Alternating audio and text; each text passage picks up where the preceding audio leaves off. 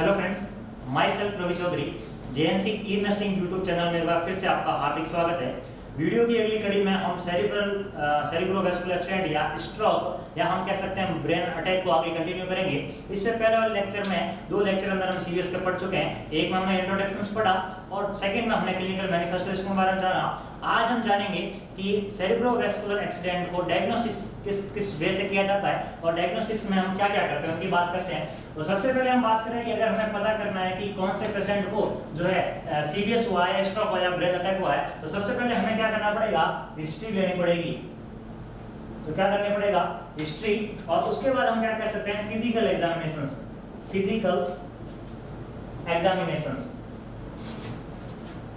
तो पेशेंट का सबसे पहले क्या करेंगे, उसकी हिस्ट्री लेंगे, ओके, और देन फिर क्या करेंगे, फिजिकल एग्जामिनेशन करेंगे। इसके अलावा अगर हम बात करें तो हम यहाँ देख सकते हैं check bowel and bladder function. क्या चेक करेंगे हम चेक करेंगे बाउल का और ब्लैडर का फंक्शन। क्योंकि क्या होता है, जब हम बात करें अगर स्ट्रोक की, तो हमने यहाँ देखा कि ब्रेन के ऑर्गन अफेक्ट होते हैं, और जब ब्रेन के ऑर्गन अफेक्ट होंगे तो सिंपल सी बात है, क्या देखने मिलेगा, पैरालिसिस मिलेगा। तो हम कह सकते हैं ड्यू टू पैरालिसिस। पैरालिसिस का मतलब क्या कि वहां पे नर्व सप्लाई एब्सेंट होगी, और पैरालिसिस के कारण क्या होगा कि बाउल और जो ब्लैडर है उसके फंक्शन जो है क्या होंगे, अल्टर्ड होंगे। तो किसके फंक्शन अल्टर्ड देखने मिल सकते हैं। हालांकि बॉडी में बहुत सारे वेरिएशंस देखने को मिले थे जो हमने लास्ट वीडियो में देखा था, पर यहाँ हम क्या चेक करेंगे, बाउल और ब्लैडर के फंक्शन चेक करेंगे, और ये दोनों फंक्शंस हमें अल्टर्ड देखने को मिलेंगे। बिकॉज ऑफ क्यों, क्योंकि मसल्स का क्या हुआ है, पैरालिसिस हुआ है। तो जो सीवीए का जो पेशेंट है उसमें जनरली हम देखते हैं कि जो बाउल और ब्लैडर जो है, हम कह सकते हैं स्टूल और यूरिन जो है वो इनसाइड पास करता है, तो हमने इसके फंक्शंस को चेकआउट करना है। इसके अलावा अगर हम बात करें तो हमें सीएसएफ को चेक करना है, और अगर सीएसएफ के अंदर क्या पाया जाता है, अगर ब्लड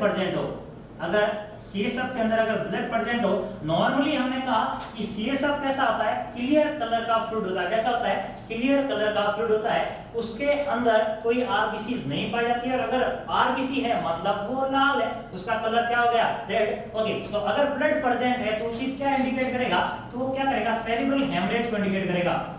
सेरिब्रल हेमरेज को इंडिकेट कौन करेगा, तो अगर सीएसएफ के अंदर अगर ब्लड है तो वहां हम कह सकते हैं इंजुरीज किसमें देखने मिल सकती है, सब अरेक्नोइड स्पेस के अंदर हमें क्या देखने मिल सकती है, इंजुरीज होने के कारण सब अरेक्नोइड स्पेस में क्या चला गया, ब्लड चला गया, और सब अरेक्नोइड स्पेस में क्या होता है, सीएसएफ होता है। तो जब हमने सीएसएफ को चेक किया, सीएसएफ फ्लूइड को एनालिसिस करके नंबर पंचर द्वारा जब हमने चेक किया, तो अगर उसमें ब्लड पाया तो क्या इंडिकेट किया, सेरिब्रल हेमरेज, या हम क्या बोलेंगे उसको, सब अरेक्नोइड हेमरेज बोलेंगे। इसके अलावा और डायग्नोसिस में हम क्या करेंगे, तो हम कह सकते हैं एक तो हम करेंगे सीटी का मतलब क्या, सीटी स्कैन। और मैंने पीछे की वीडियो में बताया था कि तीन चीजें होती है, एक मैंने कहा था एक्सरे, एक मैंने कहा सीटी, और तीसरा एमआरआई। ओके, तीन चीजों में डायमेंशनल पूछते हैं जनरली। तो मैंने कहा था एक्सरे में सिंगल वर्ड आ रहा है, इसलिए सिंगल डायमेंशनल, वन डायमेंशनल। सीटी में सेकंड दो वर्ड आ रहे हैं तो टू डायमेंशनल, और एमआरआई में तीन वर्ड आ रहे हैं तो थ्री डायमेंशनल होता है। ये तीनों क्वेश्चंस बनते हैं। ओके, तो यहाँ सीटी में क्या चेक करेंगे हम, तो सीटी में हमें दो प्रकार के शैडो देखने को मिलेंगे। जब हम सीटी स्कैन करेंगे स्ट्रोक वाले पेशेंट का, तो हमें दो प्रकार के शैडो देखने को मिलेंगे। एक शैडो देखने को मिलेगा व्हाइट शैडो, और एक देखने को मिलेगा ब्लैक शैडो और व्हाइट शैडो देखने को मिलेगा। अगर हम बात करें कि ब्लैक शैडो किसमें देखने को मिलता है और व्हाइट शैडो किसमें देखने को मिलता है, तो व्हाइट शैडो जो है हमें हेमरेजिक स्ट्रोक में देखने को मिलेगा। हेमरेजिक स्ट्रोक जो होता है उसके अंदर हमें कैसा शैडो देखने मिलेगा, तो अगर व्हाइट शैडो दिखाई दे रहा है, इंपॉर्टेंट एमसीक्यूज बनता है यहाँ पे कि अगर व्हाइट शैडो दिख रहा है, इसका मतलब हम किसको इंडिकेट करेंगे कि उसको कैसा स्ट्रोक हुआ है, हेमरेजिक स्ट्रोक हुआ है। और वहीं अगर बात करें कि सीटी के अंदर अगर ब्लैक शैडो दिखा है, इसका मतलब उसको कैसा है, कैसा स्ट्रोक हुआ है, इस्चेमिक स्ट्रोक हुआ है। कैसा स्ट्रोक हुआ है, इस्चेमिक। तो ये दोनों बहुत इंपॉर्टेंट एमसीक्यूज है। अगर सीटी के अंदर ब्लैक शैडो बन रहा है तो उसको क्या बोलेंगे, इस्चेमिक स्ट्रोक हुआ है। अगर व्हाइट शैडो हुआ है इसका मतलब उसको कैसा है, हेमरेजिक स्ट्रोक हुआ है। इसके बाद अगर फर्दर बात करें हम तो और क्या कर सकते हैं, तो एमआरआई कर सकते हैं। एमआरआई कितने डायमेंशनल होता है, 3 डायमेंशनल। ओके, और एमआरआई के बाद अगर हम बात करें तो सेरिब्रल एंजियोग्राफी कर सकते हैं हम। एमआरआई के बाद अगर फर्दर बात करें तो दो और डायग्नोसिस हम कर सकते हैं यहाँ पे। एक तो हम यहाँ पढ़ेंगे एमआरआई करेंगे स्ट्रोक वाले पेशेंट को, और दूसरा हम करेंगे सेरिब्रम या cerebral angiography. Graphy word related to study करते हैं। यहाँ स्टडी किसकी करेंगे, हम कह सकते हैं किसकी, सेरिब्रल आर्टरी की। किसको फाइंड आउट करने के लिए तो हम कह सकते हैं स्टडी करेंगे ब्लड वेसल्स की, कि वो नैरो है या ज्यादा वाइड तो नहीं हुई है। नैरो या वाइड को फाइंड आउट करने के लिए क्या करेंगे, हम एंजियोग्राफी करेंगे। किसकी, जो सेरिब्रम की ब्लड वेसल्स है उनकी स्टडी करेंगे। ओके, या हम कह सकते हैं टू फाइंड आउट एन्यूरिज्म। क्या फाइंड आउट करने के लिए, एन्यूरिज्म। और मैंने एन्यूरिज्म का मतलब क्या बताया था कि जो नॉर्मली जो आर्टरी होती है उसके अंदर क्या किसी पर्टिकुलर पार्ट पे क्या देखने मिले, अगर हमें पर्टिकुलर पार्ट पे वो वाइडनिंग मिले, या हम कह सकते हैं अगर फूली भी मिले वहां से। क्यों, क्योंकि वहां की जो वॉल जो है वो वॉल जब कमजोर होगी तो वो क्या हो जाएगी, फूल जाएगी। और ऐसा होना ब्लड वेसल्स का क्या कहलाता है, एन्यूरिज्म कहलाता है। और हमने कहा था एन्यूरिज्म जब रप्चर हो जाता है तब हमने उसको क्या बोला था, स्ट्रोक बोला था। ये हमने लास्ट के लेक्चर में पढ़ा था। ओके, और इस चीज को फाइंड आउट करने के लिए क्या करते हैं, तो सेरिब्रल एंजियोग्राफी करते हैं। तो एमआरआई देखा, सीटी देखा, देन सेरिब्रल एंजियोग्राफी, उसके बाद हम फर्दर बात करते हैं। ओके, उसके बाद हम बात करते हैं लैब टेस्ट की। तो अगर बात करें लैब टेस्ट की, कौन कौन से लैब टेस्ट करेंगे हम यहाँ सीवीए में, तो एक तो हम कह सकते हैं सीबीसी, जिसको हम क्या बोलते हैं फुल फॉर्म में, कंप्लीट ब्लड काउंट। इसके अलावा हम क्या चेक कर सकते हैं यहाँ, लिपिड प्रोफाइल, क्योंकि कोलेस्ट्रॉल लेवल यहाँ मैटर करेगा। क्योंकि यहाँ सीवी में हमने कहा था कि थ्रोम्बस बनते हैं, कोलेस्ट्रॉल जो है एथेरोस्क्लेरोसिस या थ्रोम्बस बनाने में काफी इंपॉर्टेंट रोल प्ले करता है। इसके बाद हम फर्दर बात करेंगे रैंडम ब्लड शुगर की। तो बात करते हैं लैब टेस्ट की, कौन कौन से लैब टेस्ट जो है वो हम सीवीए या हम कह सकते हैं स्ट्रोक में यूज करते हैं। तो सबसे पहले अगर बात करें हम क्या यूज करते हैं, तो सीबीसी की फुल फॉर्म क्या होती है, कंप्लीट ब्लड काउंट। यहाँ सीबीसी करने का मोटो क्या है, तो हम यहाँ क्या चेक करने वाले हैं, प्लेटलेट्स के बारे में क्यों चेक करने वाले हैं, क्योंकि हमने यहाँ देखा कि सीवीए के अंदर क्या हो रहा है, हेमरेज हो रहा है। हमने दो प्रकार का स्ट्रोक देखा, एक हेमरेजिक और दूसरा इस्केमिक। हेमरेजिक के अंदर क्या हो रहा था, तो हमने कहा हेमरेज में ब्लीडिंग हो रही थी, और अगर ब्लीडिंग हो रही है तो ब्लीडिंग से अगर वहां पे क्लॉट जमाना तो हेल्प कौन करेगा, तो प्लेटलेट हेल्प करता है। और प्लेटलेट की काउंटिंग क्या है, तो नॉर्मल एक नहीं है, गिरी या बड़ी। तो प्लेटलेट को चेक करने के लिए हम क्या करते हैं, यहाँ सीवीएम में सीबीसी करते हैं। इसके अलावा अगर बात करें फर्दर टेस्ट की, तो यहाँ हम चेक करते हैं लिपिड प्रोफाइल।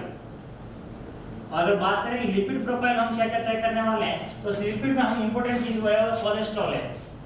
कोलेस्ट्रॉल को चेक करने वाले हैं। कोलेस्ट्रॉल को क्यों चेक करने वाले हैं, क्योंकि अगर कोलेस्ट्रॉल का लेवल बढ़ेगा तो क्या बनेगा, थ्रोम्बस बनेगा। क्या बनेगा, थ्रोम्बस। और थ्रोम्बस क्या करेगा, आर्टरी के अंदर ब्लड को क्या कर देगा, रोक देगा, आगे जाने नहीं देगा। जब आगे जाने नहीं देगा तो वहां क्या होगा, इस्चीमा देखने को मिलेगा हमें, साइनोसिस, नेक्रोसिस वाली कंडीशन डेवलप होगी। ओके, तो अगर बात करें कोलेस्ट्रॉल के लेवल की, तो अगर बात करें कि टोटल कोलेस्ट्रॉल का लेवल कितना होता है, टोटल कोलेस्ट्रॉल लेवल, तो टोटल कोलेस्ट्रॉल लेवल में हम जो है कह सकते हैं 150 to 200 mg per decilitre. Okay, या हम कह सकते हैं less than 2 mg per decilitre. ये होता है टोटल कोलेस्ट्रॉल का लेवल। इसके बाद कोलेस्ट्रॉल के अंदर दो इंपॉर्टेंट थिंग देखने मिलती है, एक होता है एचडीएल और एक होता है एलडीएल। एचडीएल की फुल फॉर्म होती है हाई डेंसिटी लिपोप्रोटीन, और हम कह सकते हैं एलडीएल को हम कहते हैं लो डेंसिटी लिपोप्रोटीन। अगर बात करें इन दोनों के लेवल की, तो एचडीएल का लेवल जो होता है हम कह सकते हैं 50 mg पर डेसीलीटर, 50 mg पर डेसीलीटर, या हम कह सकते हैं मोर देन 50 mg पर डेसीलीटर। इसके अलावा अगर बात करें लो डेंसिटी की, तो हम कह सकते हैं लेस देन 100 mg पर डेसीलीटर। ये जो किसका लेवल होता है एलडीएल का। एलडीएल की फुल फॉर्म क्या होती है low density volume, low density lipoprotein. Then अगर बात करें इन दोनों में से एक को बोलते हैं गुड कोलेस्ट्रॉल और एक को बोलते हैं बैड कोलेस्ट्रॉल। अगर बात करें कि गुड कोलेस्ट्रॉल और बैड कोलेस्ट्रॉल किसे कहते हैं तो लो डेंसिटी वाले कोलेस्ट्रॉल को हम कहते हैं बैड कोलेस्ट्रॉल और हाई डेंसिटी वाले कोलेस्ट्रॉल को हम कहते हैं गुड कोलेस्ट्रॉल। तो दो इंपोर्टेंट एमसीक्यूज बनते हैं, गुड कोलेस्ट्रॉल किसे कहते हैं और बैड कोलेस्ट्रॉल किसे कहते हैं। तो गुड कोलेस्ट्रॉल कहते हैं हाई डेंसिटी लिपोप्रोटीन को और बैड कोलेस्ट्रॉल कहते हैं लो डेंसिटी लिपोप्रोटीन को। क्यों कहते हैं गुड और बैड की अगर बात करें तो कोलेस्ट्रॉल का निर्माण कहां होता है लिवर के अंदर होता है और लिवर से कोलेस्ट्रॉल कहां जाता है ब्लड में, कहां जाता है ब्लड में। तो ये दोनों कैरियर का काम करते हैं कैसे तो हाई डेंसिटी लिपोप्रोटीन की बात करें तो हाई डेंसिटी क्या करता है कि ब्लड के अंदर से कोलेस्ट्रॉल को कहां ले जाता है लीवर के अंदर। इट मींस क्या कि ब्लड में से कोलेस्ट्रॉल के लेवल को कम कर रहा है। ओके तो कम कर रहा है इसलिए इसको क्या बोला गुड कोलेस्ट्रॉल। और बैड कोलेस्ट्रॉल मतलब बात करें अगर लो डेंसिटी लिपोप्रोटीन की तो ये क्या करता है तो लीवर के अंदर से कोलेस्ट्रॉल को कहां लेके चला जाता है ब्लड के अंदर और वहां पे फिर कोलेस्ट्रॉल का लेवल बढ़ेगा तो सिंपल सी बात है क्या बनेगा थ्रोम्बस बनेगा और थ्रोम्बस बनने के बाद जिस हिसाब से ब्लड जा रहा था उस फ्लो को मेंटेन नहीं कर पाएगा, ऑब्स्ट्रक्शन आएगा और हमें आगे इस्चेमिक चेंजेस देखने को मिलेंगे। तो ये तो बात थी लिपिड प्रोफाइल की। इसके बाद फर्दर हम बात करते हैं रैंडम ब्लड शुगर की। बात करें रैंडम ब्लड शुगर की तो रैंडम ब्लड शुगर जो है वो किस लिए करते हैं तो हमने एक वर्ड पढ़ा था जब हम क्लिनिकल मैनिफेस्टेशन देख रहे थे तो हमने कहा था सीवीए जो है वो हाइपरग्लाइसीमिया वाली कंडीशंस में हो सकता है। ओके तो हाइपरग्लाइसीमिया वाली कंडीशंस में क्यों हो सकता है हमने कहा बढ़ा हुआ ग्लूकोज का लेवल जो है ब्लड की विस्कोसिटी जो है उसको क्या कर देगा इंक्रीज कर देगा, ब्लड को गाढ़ा कर देगा और जब ब्लड गाढ़ा होगा तो क्लैंपिंग हो जाएगा और क्लस्टर बन के एक जगह जम जाएगा और जमने की वजह से या हम कह सकते हैं ब्लड के गाढ़ा होने की वजह से जो फ्लो है वो फ्लो मेंटेन नहीं रह पाएगा और जब फ्लो मेंटेन नहीं रह पाएगा तो ऑर्गन को या सेल को जितना ब्लड चाहिए जितना ग्लूकोज चाहिए उतना नहीं मिल पाएगा और जब नहीं मिल पाने के कारण जो है वहां पे हमें इस्चेमिक चेंजेस देखने को मिल सकते हैं। तो यहां हम बात करते हैं रैंडम ब्लड शुगर की। रैंडम ब्लड शुगर या हम कह सकते हैं या क्या करते हैं रैंडम ग्लूकोज टेस्ट कह सकते हैं इसको। ब्लड के अंदर जो है वो ग्लूकोज टेस्ट जो है ग्लूकोज की मात्रा को देखते हैं। ओके तो अगर बात करें कि रैंडम ब्लड टेस्ट में अगर बात करें हम कि ग्लूकोज का लेवल जो है वो कितना रहता है तो हम नॉर्मली कह सकते हैं 80 to 140 mg पर डेसीलीटर ये नॉर्मली ग्लूकोज का लेवल होता है। और अगर हम बात करें कि 140 से अगर 200 mg पर डेसीलीटर हो गया तो उसको हम कंसीडर करते हैं प्री डायबिटीज में, प्री डायबिटीज के अंदर। और वही अगर ब्लड ग्लूकोज का लेवल जो है वो क्या हो गया 200 से अगर रीच कर लिया 200 से क्या हो गया मोर हो गया तो हम उसको किस में कंसीडर कर देते हैं डायबिटीज के अंदर। किस में कंसीडर करते हैं डायबिटीज के अंदर।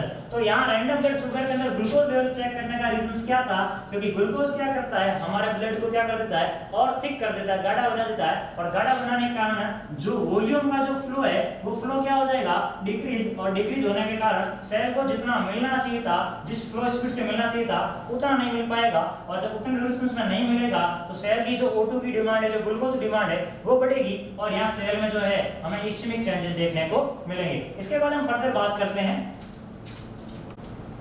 देन बात करें हम अगर अब बात करते हैं हम ट्रीटमेंट की कि अगर सीवीए हो गया पेशेंट को तो आप ट्रीटमेंट के रूप में क्या यूज करेंगे।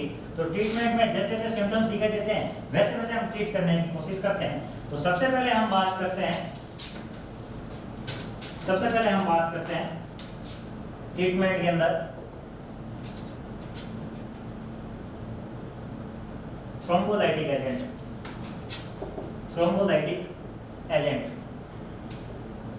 थ्रोम्बोलाइटिक एजेंट का मतलब अगर क्या होता है तो सिंपल वर्ड में अगर पूछे कि thrombo word related to thrombus और लाइटिक वर्ड का मतलब होता है ब्रेक डाउन। तो किसको ब्रेक करना थ्रोम्बस को ब्रेक करना। थ्रोम्बस को क्या करना ब्रेक करना। तो ऐसे एजेंट जो किसको ब्रेक करते हैं थ्रोम्बस को ब्रेक करते हैं वो क्या कहलाते हैं थ्रोम्बोलाइटिक एजेंट कहलाते हैं। और हमें यहाँ देखा कि जब हम बात करते हैं अगर स्ट्रोक की तो हमने कहा था इस्चेमिक स्ट्रोक के अंदर जो है वो थ्रोम्बस बनते हैं और थ्रोम्बस को तोड़ने के लिए काम में लिया जाने वाला एजेंट क्या कहलाता है थ्रोम्बोलाइटिक एजेंट कहलाता है। तो थ्रोम्बोलाइटिक एजेंट के अंदर एग्जांपल की बात करें तो शॉर्ट फॉर्म में यहाँ वर्ड यूज करते हैं टीपीए।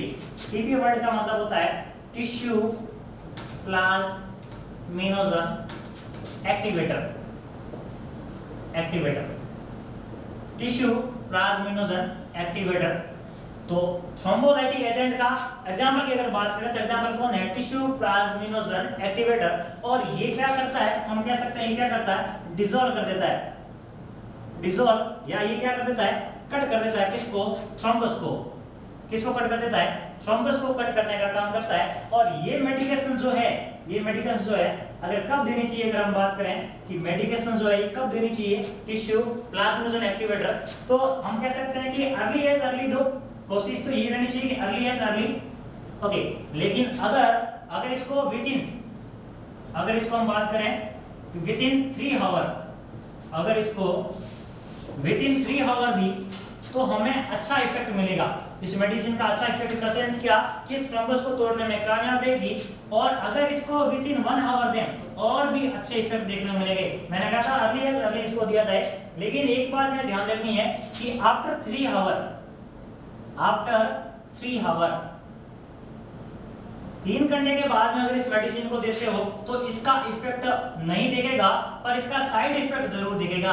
हालांकि अगर हम बात करें इस टिश्यू प्लाज्मिनोजन एक्टिवेटर की, तो इसका साइड इफेक्ट हमें क्या देखने मिलता है, तो इसका मोस्ट कॉमन जो साइड इफेक्ट है, मोस्ट कॉमन साइड इफेक्ट जो है वो है ब्लीडिंग। ये क्या कॉज करती है, ये ब्लीडिंग को कॉज करती है। थ्रोम्बस को तोड़ने के चक्कर में खून को और पतला करके थ्रोम्बस तोड़ के और क्या कर देती है, ब्लीडिंग करवाती है। तो मोस्ट कॉमन साइड इफेक्ट क्या अगर पूछा जाए टीपीए का, टिश्यू प्लाज्मिनोजन एक्टिवेटर का, तो वहां हमें क्या देखने मिलेगा, ब्लीडिंग देखने मिलेगा। तो हमने कहा कि इसको अगर विद इन 3 आवर दे तो अच्छा इफेक्ट मिलेगा, और अगर और अच्छा इफेक्ट चाहिए तो इसको विद इन 1 आवर दीजिए या अर्ली दीजिए। लेकिन अगर इसको आफ्टर 3 आवर दिया तो इफेक्ट तो नहीं दिखेगा, मतलब थ्रोम्बस टूटेगा तो नहीं, पर हाँ जरूर नुकसान जरूर करेगा। साइड इफेक्ट क्या करेगा, तो साइड इफेक्ट इसका क्या है, ब्लीडिंग होगी। क्या होगी, ब्लीडिंग। और तो अगर ब्लीडिंग हो रही है तो ब्लीडिंग को क्या करना पड़ेगा, हमें इस ड्रग को स्टॉप करना पड़ेगा, या फिर हम क्या यूज कर सकते हैं, एंटीडोट यूज कर सकते हैं इस ड्रग का। इसके अलावा एक बात और इंपॉर्टेंट इसके बारे में, और वो इंपॉर्टेंट ये है कि अगर बात करें हम डीओसी, ड्रग ऑफ चॉइस, किसके ड्रग ऑफ चॉइस, या हम बात करें ब्रेन अटैक या ब्रेन स्ट्रोक, या हम ब्रेन स्ट्रोक में भी किसका कह सकते हैं, इस्चेमिक स्ट्रोक का। इस्चेमिक स्ट्रोक की अगर बात करें कि इस्चेमिक स्ट्रोक की ड्रग ऑफ चॉइस क्या है, पूछा क्वेश्चन से, तो वहां आंसर हमारा क्या होगा, टीपीए, टिश्यू प्लाज्मिनोजन एक्टिवेटर। क्या करता है, थ्रोम्बस को तोड़ने का काम करता है। और ये किसकी ड्रग ऑफ चॉइस है, तो हम कह सकते हैं ये इस्चेमिक स्ट्रोक की ड्रग ऑफ चॉइस है। ब्रेन अटैक के अंदर क्या करता है, ये थ्रोम्बस को तोड़ने का काम करता है। इसके अलावा और क्वेश्चन क्या बन सकता है कि इसका साइड इफेक्ट क्या है, तो इसका मोस्ट कॉमन साइड इफेक्ट क्या है, ब्लीडिंग करवाता है। देने कब चाहिए, early age early, within 1 hour दोगे तो और अच्छा इफेक्ट है, लेकिन अगर 3 आवर के बाद दोगे तो इफेक्ट तो नहीं दिखेगा, पर साइड इफेक्ट जरूर दिखेगा। इसके बाद सेकंड ड्रग की हम बात करते हैं। इसके बाद अगर बात करें हम, तो हमने क्या देखा, सेकंड ड्रग में जो है, सेकंड ड्रग में हम बात करेंगे एंटीप्लेटलेट ड्रग। और उससे पहले हम क्या बात कर सकते हैं, यहाँ पे हमने कौन सी ड्रग देखी, टीपीए, टिश्यू प्लाज्मिनोजन एक्टिवेटर। और इसमें जो है किस नाम से आती है अगर हम बात करें तो स्ट्रेप्टोकाइनेज, या हम कह सकते हैं यूरोकाइनेज नाम से ड्रग जो है वो सप्लीमेंट आते दोनों। ओके, ये यूज करते हैं हम किसमें, टिश्यू प्लाज्मिनोजन एक्टिवेटर रूप में। और इनका side effect, common side effect की बात करें तो साइड इफेक्ट क्या है, ब्लीडिंग देखने को मिले, जो कि हम ऑलरेडी पढ़ चुके हैं, क्या कहते हैं, ब्लीडिंग। ओके, सेकंड ड्रग की अगर हम बात करें तो सेकंड ड्रग जो है जिसको हम क्या कहेंगे, एंटीप्लेटलेट एजेंट या एंटीप्लेटलेट ड्रग की बात करेंगे। और एंटीप्लेटलेट का मतलब क्या है कि जो ऐसी ड्रग जो किसके खिलाफ काम करे, प्लेटलेट के खिलाफ काम करे। और प्लेटलेट क्या काम करी थी, तो प्लेटलेट क्या काम करी थी, क्लोटिंग करने का काम करती है प्लेटलेट हमारी बॉडी में। सेकंड ड्रग की बात करते हैं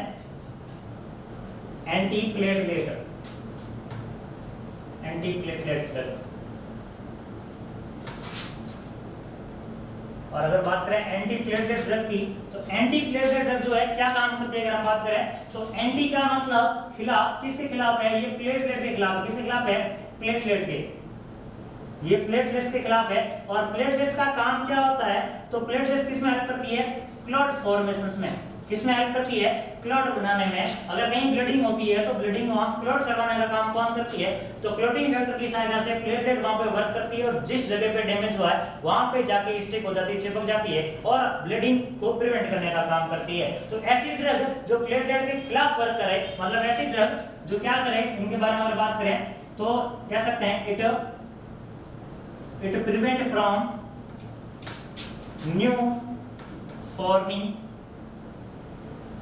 क्लॉट। ये किससे बचाती ड्रग?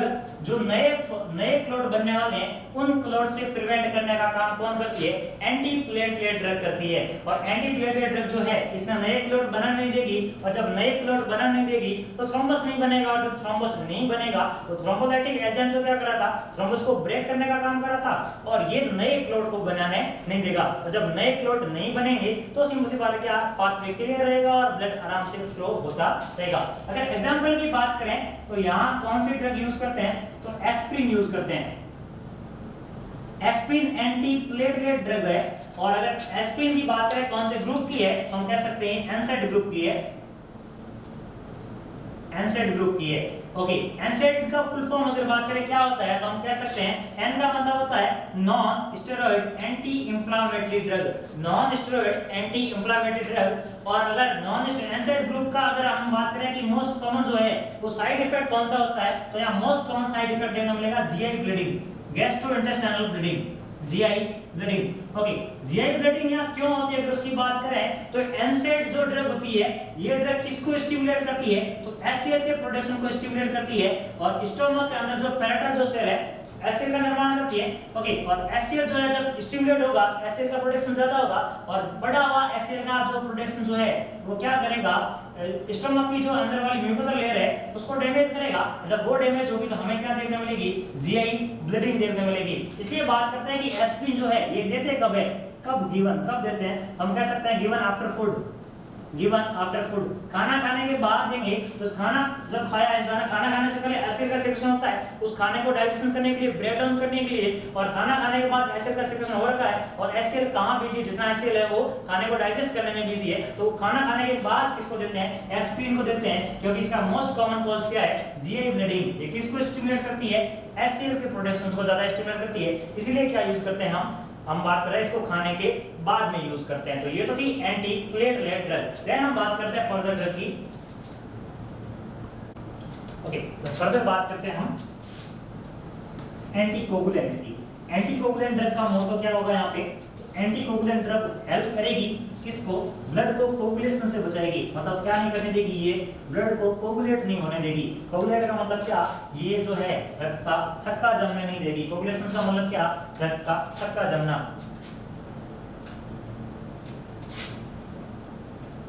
एंटी कोगुलेंट्स, एंटी जो कोगुलेंट्स ड्रग जो है ये क्या करेगी? हम कह सकते हैं ये ब्लड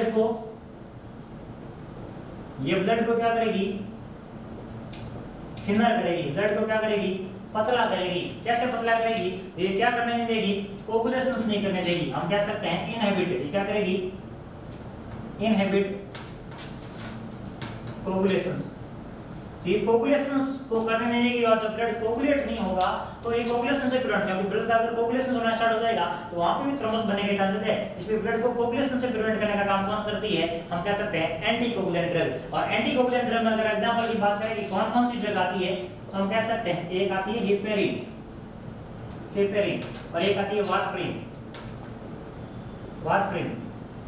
हेपेरिन और वारफरिन दो ड्रग जो आती है हम कह सकते हैं एंटीकोगुलेंट ड्रग है। और हेपेरिन की अगर बात करें तो हेपेरिन को हम आईवी यूज करते हैं, इंट्रावीनस, और वारफरिन को हम ओरली यूज करते हैं। वारफरिन को ओरली यूज करते हैं और हेपेरिन को आईवी। यहां दोनों को समझ सकते हैं कि हेपेरिन को किस मेथड से यूज करते हैं तो आईवी, या आईवी एंटीकोगुलेंट ड्रग कौन सी है तो हेपेरिन है, और ओरली एंटीकोगुलेंट ड्रग कौन सी है तो हम कह सकते हैं वारफरिन। इसके अलावा एक और इंपॉर्टेंट बात इसके में है कि जो हेपेरिन जो है ये सेफ ड्रग है। सेफ ड्रग किसके लिए सेफ ड्रग है? प्रेगनेंसी में।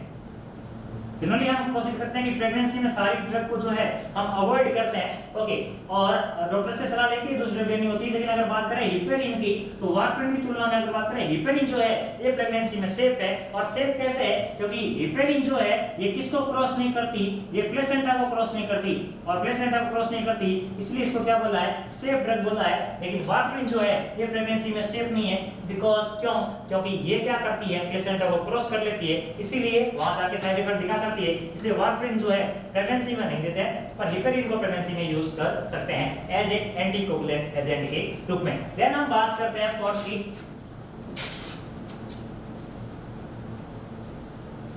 की अगर हम बात करें तो हम कह सकते हैं एंटी कन्वर्जेंट ड्रग। और एंटी कन्वर्जेंट का मतलब क्या? हमने यहाँ देखा कि हमें यहाँ पर सीजस देखने को मिल सकते हैं, यहाँ पे स्ट्रोक होने की वजह से अबनॉर्मल इलेक्ट्रिकल एक्टिविटीज हो सकती है ब्रेन के अंदर। तो कन्वर्जेंट अगर आने के चांसेस रहते हैं तो वहां कन्वर्जेंट को प्रिवेंट कैसे करेंगे? तो हम कह सकते हैं एंटी कन्वर्जेंट ड्रग यूज करेंगे वहां पे। और एंटी कन्वर्जेंट जो है ये किससे प्रिवेंट करेगी? हमें किससे प्रिवेंट करेगी? अगर हम बात करें तो एंटी कन्वर्जेंट ड्रग जो है वो प्रिवेंट करेगी हमें किससे? हमें प्रिवेंट करेगी, हम कह सकते हैं किससे? कन्वर्जन से। हमें कन्वर्जन से प्रिवेंट करने का जो है काम कौन करेगी? एंटी कन्वर्जन ड्रग यूज करे, ड्रग जो है वो प्रिवेंट करने का काम करेगी। और अगर बात करें कि कन्वर्जन से बचाने का काम जो है वो कौन सी ड्रग है, अगर एग्जांपल की बात करें तो यहाँ पे एक कॉमन वर्ड यूज होता है वो है फेनिटोइन। फेनिटोइन जो ड्रग है ये जो है हम कह सकते हैं एंटी कन्वर्जेंट ड्रग यूज है। और एंटी कन्वर्जेंट ड्रग है और ये क्या हेल्प करती है? कन्वर्जन से प्रिवेंट करने का कार्य जो है हमें करवाती है। इसके बाद फर्दर ड्रग की अगर हम बात करें तो फर्दर हम 5 ड्रग की बात करें 5th नंबर की। और 5th नंबर की ड्रग में जो है स्टेटिन ड्रग है। स्टेटिन ड्रग अगर पूछे कि क्या काम करती है तो स्टेटिन ड्रग जो है वो हमारे कोलेस्ट्रॉल के लेवल को रिड्यूस करने में हेल्प करती है। अगर हम बात करें 5th नंबर की ड्रग की स्टेटिन अगर हम बात करें किस में हेल्प करती है तो स्टेटिन जो है हमारे कोलेस्ट्रॉल के लेवल को रिड्यूस करने में हेल्प करती है। अगर कौन सी ड्रग यूज करते हैं इसमें अगर बात करें हम कह सकते हैं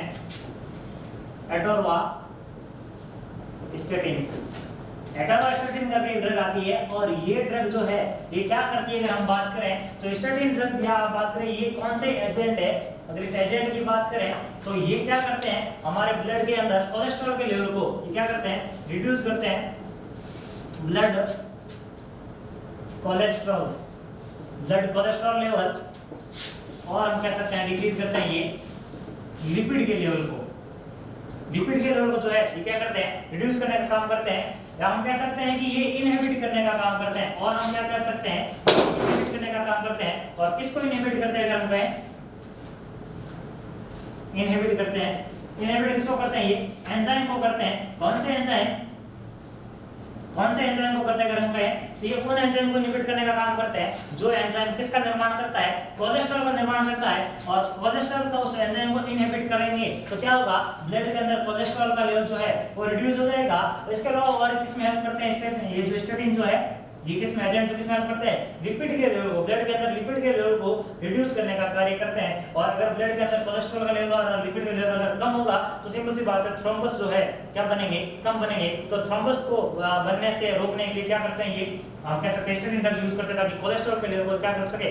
कम कर सके। इससे पहले हमने थ्रोम्बोलाइटिक एजेंट पढ़े थे जो थ्रोम्बस को तोड़ने का काम कर रहे थे, और ये नए थ्रोम्बस नहीं बने और हम कह सकते हैं कोलेस्ट्रॉल लेवल नहीं बढ़े, इसलिए जो है स्टेटिन एजेंट जो है यूज करते हैं। और इस स्टेटिन एजेंट के अंदर कौन सी ड्रग अगर हम पूछें हम कह सकते हैं एटोरवा स्टेटिन करके ड्रग आती है। और ये ड्रग कौन से एजेंट है हम कह सकते हैं? तो स्टेटिन एजेंट की, स्टेटिन ग्रुप की ड्रग है। और किस में हेल्प करती है? ये हम कह सकते हैं कि कोलेस्ट्रॉल के लेवल को क्या करती है? रिड्यूस, कम करने में हेल्प करती है। देन अगर हम बात करें फर्दर ड्रग की तो हमने कहा था कि जो सीवीए के अंदर हाइपरटेंशन होती है, सीवीए के अंदर हाइपरटेंशन होती है। और हाइपरटेंशन की वजह से हमने कहा था सीवीए जो हो सकता है, यहाँ हमने क्या देखा हाइपरटेंशन की वजह से सीवीए में, तो हमने यहाँ कहा कि हाइपरटेंशन होगी तो जो छोटी छोटी ब्लड वेसल्स है वो उस प्रेशर को झेल नहीं पाएगी और माइक्रो ब्लड वेसल्स क्या हो जाएगी, रैप्चर हो जाएगी। और रैप्चर होने की वजह से वहां हमने क्या देखने मिला, तो हमने कहा कि वहां पे ब्लीडिंग होगी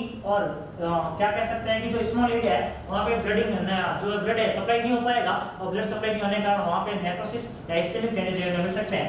तो हाइपरटेंशन को रोकने के लिए अगर हम बात करें तो हम यूज करते हैं anti hypertensive agent, anti hypertensive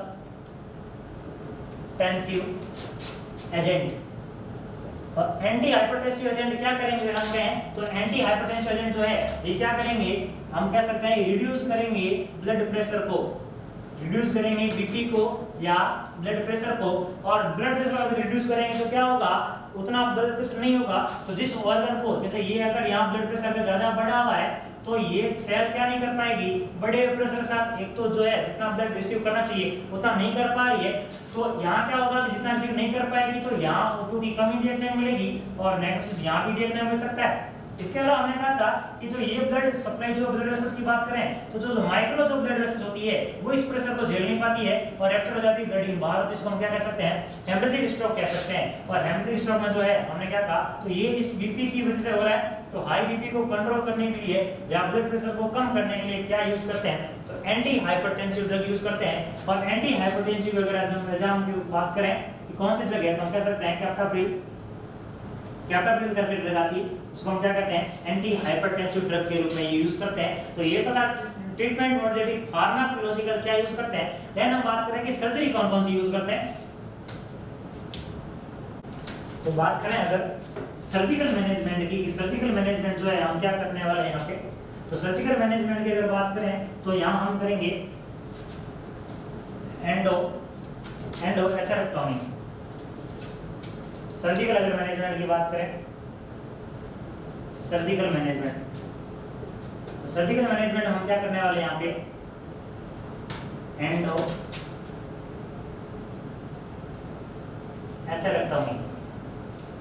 क्या करने वाले हैं एंडोथेरेक्टोमी।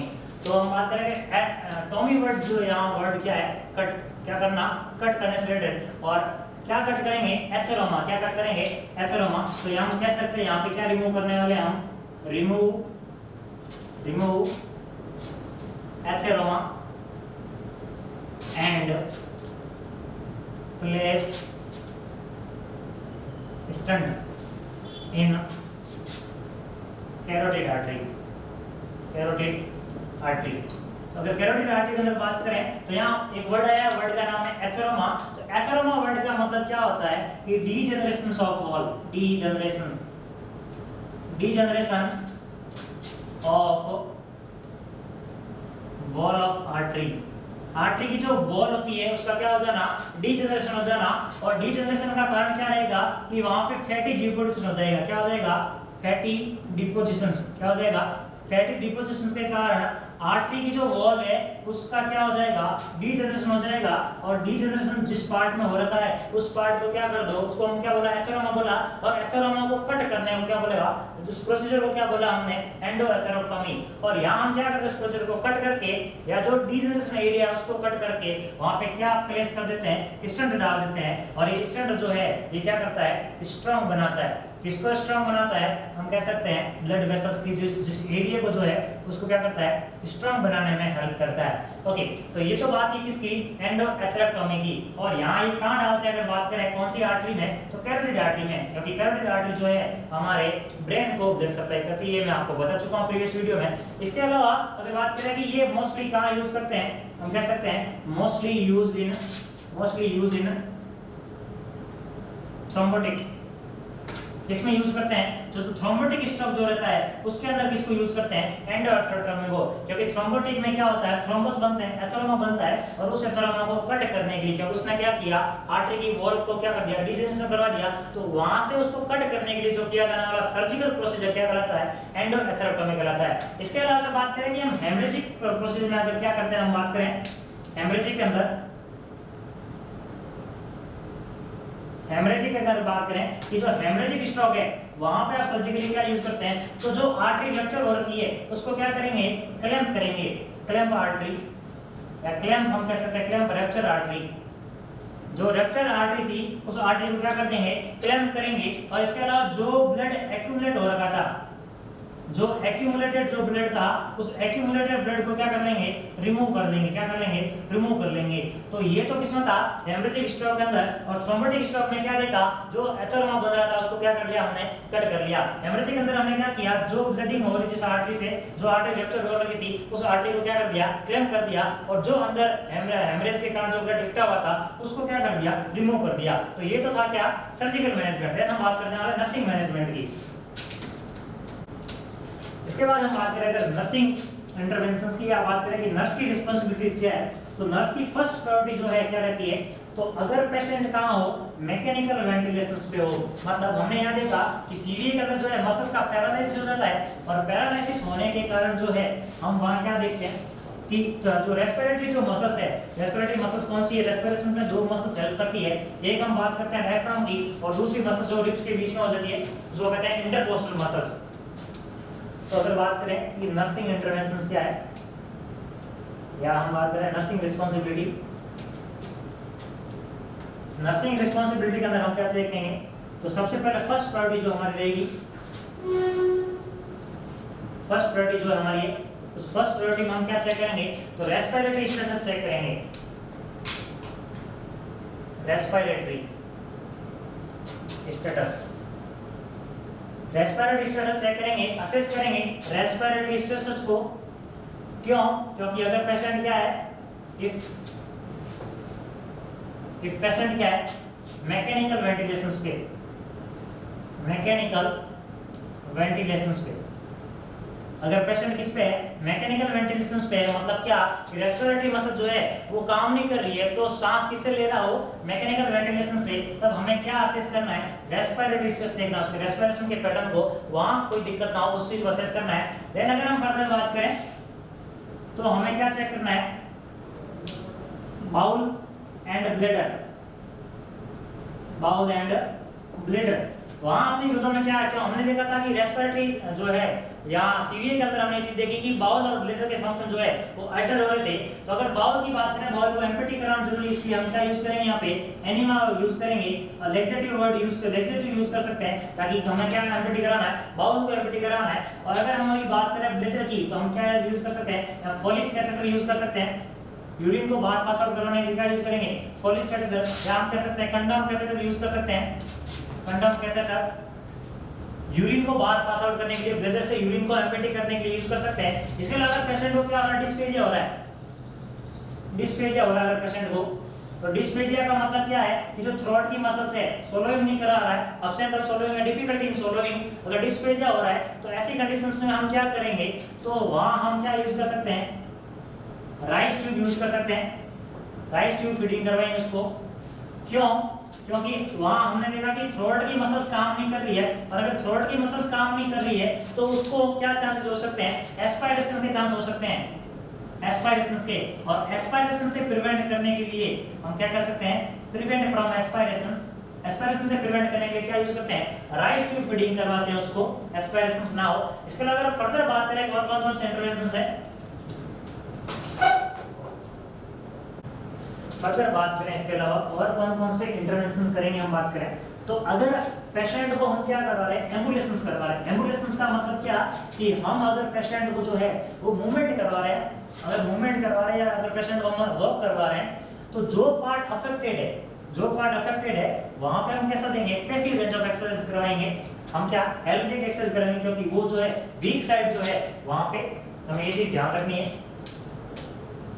अगर पेशेंट हम क्या करवा रहे हैं, एम्बुलेंस करवा रहे हैं, एम्बुलेंस अगर बात करें, मतलब अगर पेशेंट हम क्या करवा रहे हैं, वॉक करवा रहे हैं, तो हमें क्या असेस करना है या हमें क्या ध्यान देना है, हमें क्या ध्यान देना है कि जो वीक साइड जो है, जिस साइड पे पैरालिसिस हो रखा है, उस साइड पे हम क्या करवाएंगे, पैसिव एक्सरसाइज करवाएंगे, पैसिव रेंज ऑफ, मतलब हम सेल्फ करवाएंगे, ध्यान रखेंगे, पैसिव रेंज ऑफ एक्सरसाइज। कैसे एक्सरसाइज कराएंगे, पैसिव रेंज ऑफ एक्सरसाइज कराएंगे, अगर क्या है बंदा जो वीक साइड है उसको। इसके अलावा अगर हम बात करें पेशेंट की, तो हमें क्या ध्यान रखना है, तो हमें वेट को ध्यान रखना है कि उस पेशेंट का क्या ना गेन ना हो, वेट गेन नहीं हो, वेट गेन को ध्यान रखना है, क्योंकि अगर वेट गेन होगा तो क्या होगी, ओबेसिटी होगी, क्या होगी, ओबेसिटी। और हमने कहा कि obesity can cause many disease like hypertension, okay, और हाइपरटेंशन होगी तो फिर वही प्रॉब्लम होगी, माइक्रो ब्लड वेसल्स रप्चर होगी और फिर से स्ट्रोक होने के चांसेस देखने मिल सकते हैं। तो यहाँ वेट गेन से प्रिवेंट करना है। इसके अलावा हम बात करें तो हमें क्या देना है, गिव साइकोलॉजिकल सपोर्ट।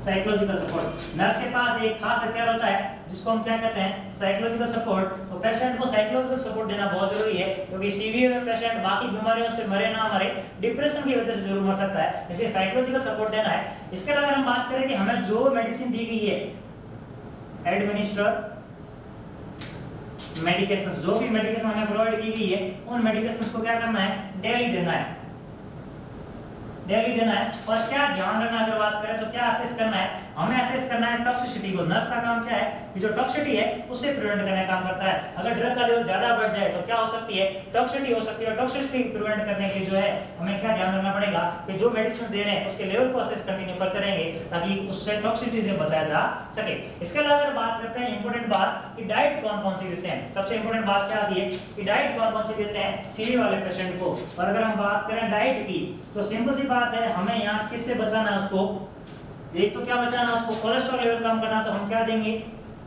हम लो फैट डाइट देंगे, क्योंकि फैट जो है किस में कन्वर्ट होता है, कोलेस्ट्रॉल है, तो लो फैट डाइट देंगे। इसके अलावा अगर हम बात करें यहाँ पे कि यहाँ हमने देखा कि बाउल का मूवमेंट जो है और जो ब्लैडर के जो मूवमेंट है वहाँ अफेक्ट देखने को मिलता है, तो हम क्या करेंगे कि फाइबर डाइट देंगे। यहाँ पे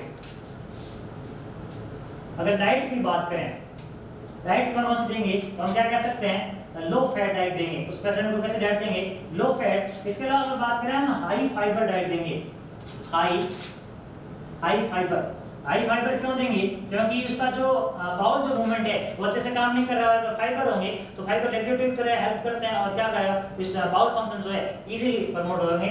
देन अगर हम बात करें इसके अलावा हम कह सकते हैं हाई विटामिन, और हाई विटामिन की अगर बात करें तो हम कह सकते हैं हाई प्रोटीन, या हम कह सकते हैं हाई कैलोरी। तो ये जो डाइट है किसको देने वाले हैं हम, सीवीए के पेशेंट को। तो ये सारी बातें जो थी हमने पढ़ी सीवीए, या हम कह सकते हैं सेरिब्रोवेस्कुलर एक्सीडेंट, या हम कह सकते हैं स्ट्रोक या ब्रेन अटैक के बारे में। Thank you so much. अगर आप लोगों को वीडियो अच्छा लगा लाइक करें, कमेंट करें, हमारे वीडियो को ज्यादा से ज्यादा शेयर करें एवं JNC E nursing YouTube channel से आप बने रहें। Thank you so much.